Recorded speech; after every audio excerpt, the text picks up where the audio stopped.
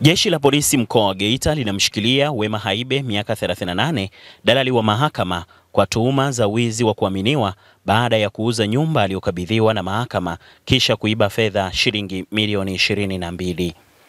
Mtuhumiwa akiwa kwenye dhamana ya utekelezaji wa amri ya mahakama ya mwanzo wilaya ya Geita kituo cha Nyankumbu iliyotolewa kufuatia shauri la taraka namba 65/2024 alielekezwa kuuza kwa mnada nyumba ya wanandoa Joseph Kalinda na Ndimira Kasisi iliyopo maeneo ya Fadhili Bucha kata ya Bwarahala wilaya ya Geita na kutakiwa kuweka fedha kwenye akaunti ya mahakama.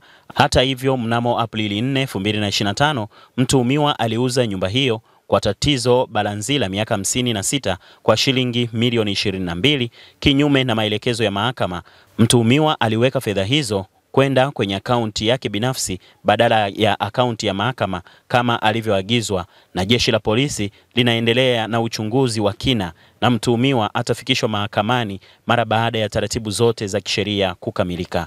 Aidha, jeshi la polisi litaendelea kuchukua hatua kwa mujibu wa sheria na linawataka wananchi pamoja na madalali wanaotekeleza amri za mahakama kuhakikisha wanatekeleza majukumu yao kwa uadilifu, uaminifu na kufuata taratibu za kisheria.